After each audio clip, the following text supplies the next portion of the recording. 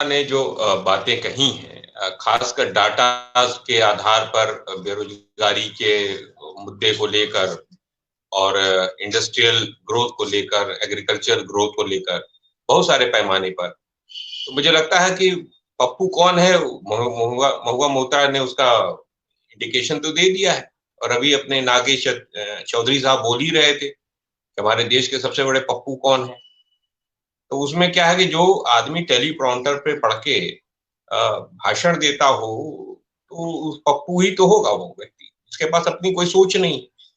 आज जिस तरीके से हमारे बॉर्डर्स तक असुरक्षित हैं, चाइना घुसता जा रहा है और पाकिस्तान की तरफ से पंजाब पंजाब में ड्रोन से हथियार मादक तस्करी हो रही है और पोर्ट्स पर भी मादक तस्करी हो रही है, हथियारों की भी तस्करी हो रही होगी, पता नहीं, मालूम नहीं।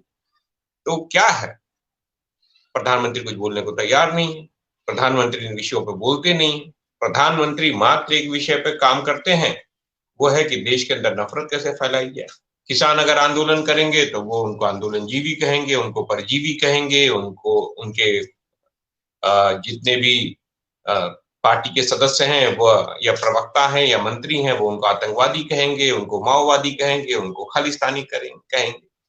तो अगर किसान जो इस देश की रीढ़ है और किसान के परिवार के ही लोग सेना के जवान हैं, जिस सेना की जिक्र आज नरेंद्र मोदी और उनकी पार्टी के लोग कर रहे हैं, सेना को गर्व के साथ बात कर रहे हैं, तो क्या नरेंद्र मोदी के परिवार के लोग हैं, अमित शाह के परिवार के लोग? कौन है वो लोग?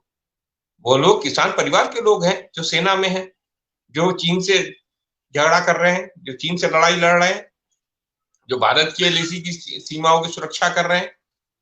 अब प्रधानमंत्री ये बताएंगे कि जब वो मुख्यमंत्री थे तो कितनी बार वो चीन गए, और आरएसएस के राम माधव बताएंगे वो क्या करने चीन जाते थे लगातार। क्या है इन लोगों का रिश्ता, ये रिश्ता क्या कहलाता है, चीन से प्रधानमंत्री का रिश्ता क्या कहलाता है? वो कौन सी कमजोर नस है जो दबी हुई है कि चीन का नाम प्रधानमंत्री नहीं लेते हैं? अभी पाकिस्तान की बात हुई होती तो पूरा हमला लग गया होता पाकिस्तान को आंख दिखाने में, पाकिस्तान को दस्ते नाबूद करने में। आरएसएस से लेकर भारतीय जनता पार्टी और उनके अनुवांशिक संगठन, उनके आचार विचार परिवार के लोग अभी तक तो बम्बार्डमेंट कर दिए होते। लेकिन अब क्या है, क्या रिश्ता है? इस रिश्ते की बातें भी तो होनी चाहिए। मौजूदा समय में क्या रिश्ता है चाइना के साथ भारतीय जनता पार्टी का, क्या रिश्ता है संघ का, क्या रिश्ता है नरेंद्र मोदी जी का, ये तो देश के सामने प्रकट होना चाहिए। आप कह रहे हैं कि 2 दिन तक खबरें छुपाई गई, जब समाचार पत्रों के माध्यम से कुछ समाचार पत्र अभी भी जिंदा है इस देश के अंदर, जिन्होंने वो खबरें निकाली, तो आपने कहा कि रक्षा मंत्री का बयान है। मुझे राजनाथ जी से ऐसी उम्मीद नहीं थी। राजनाथ जी भी लग रहा है आजकल खरबूजे को देख के खरबूजा रंग बदलता है। राजनाथ जी का भी बयान, इस बार का बयान मुझे नहीं लगता है कि वो राजनाथ सिंह थे जिनको हम लोग जानते थे। ये तो राजनाथ सिंह जी नरेंद्र मोदी के साथ बैठकर नरेंद्र मोदी की भाषा बोल रहे, कह रहे 2 दिन की छुट्टी दी। बताइए कि देश की सीमा का मामला है, सीमा की सुरक्षा का मामला है, इतना सेंसिटिव मसला है, और आप कह रहे हैं 2 दिन की छुट्टी। बताइए कि इसका अर्थ है कि इन लोगों को देश की कोई पड़ी नहीं है, देश को बर्बाद करना है। यह लोग इंटरनेशनल कॉर्पोरेट्स के एजेंट हैं और कुछ नहीं है। हिंदुस्तान के अंदर 2 कॉर्पोरेट है, वर्ल्ड इकोनॉमिक फोरम के ये एजेंट है, डब्ल्यूटीओ के एजेंट है, वर्ल्ड बैंक के एजेंट है। यह लोग इस देश की संपदा पर, जल जंगल जमीन पर, किसानों के, आदिवासियों के, दलितों की जमीन पर इनकी नजर है, क्योंकि अमेरिका ने अपना जितने भी रिसोर्सेज उसका एक्सप्लॉयटेशन कर लिया है, यूरोप ने अपने रिसोर्सेज का एक्सप्लॉयटेशन कर लिया, अफ्रीका में ये लोग एक्सप्लॉयटेशन कर ही रहे हैं। अब भारत की भूमि इनको, क्योंकि भारत का जो ये गंगा जमुना का जो दियारा का इलाका है, ये सबसे उपजाऊ इलाका है, इस पर इन्हें कब्जा करना है। यहाँ के छत्तीसगढ़ के जंगलों को कब्जा करना है, इनको झारखंड के जंगलों का कब्जा करना है, इनको उड़ीसा के आदिवासियों का इलाका कब्जा करना है, इनको महाराष्ट्र के आदिवासियों का इलाका कब्जा करना है। यह इनकी नजर इस पर है और इसी से पैसा लेकर आए हुए हैं। आज जो रिपोर्ट एक आई है, मैंने बीबीसी में देखी है, आज उसके प्रति आप लोगों का ध्यान आकर्षित कराना चाहता हूं मैं। 6,000 6,491 करोड़ रुपया यानी 6500 करोड़ रुपया इलेक्ट्रॉनिक मीडिया और समाचार पत्रों को मोदी सरकार ने पिछले 8 वर्षों में अपना एडवर्टीजमेंट दिया। तो ये नरेंद्र मोदी की भाषा बोलेंगे या किसी जनता की भाषा बोलेंगे, लेकिन ये मीडिया के लोग भूल गए हैं कि ये इलेक्ट्रॉनिक मीडिया समाचार पत्र व्यूअरशिप पे चलता है। और ये जो पैसा है जो ये नरेंद्र मोदी की सरकार ने खर्च किया है, ये पैसा जनता का है। किसी अपने परिवार से घर से लेके नहीं आए हैं नरेंद्र मोदी, या कोई और भी सरकार जो भी है, उत्तर प्रदेश की सरकार हो, चाहे दिल्ली की सरकार हो, चाहे पंजाब की सरकार हो, चाहे महाराष्ट्र की सरकार हो, चाहे कोई सरकार हो, कोई अपने घर से पैसा लेकर नहीं दे रहा है। ये जनता का ही पैसा है, जनता के खून पसीने की गाड़ी कमाई।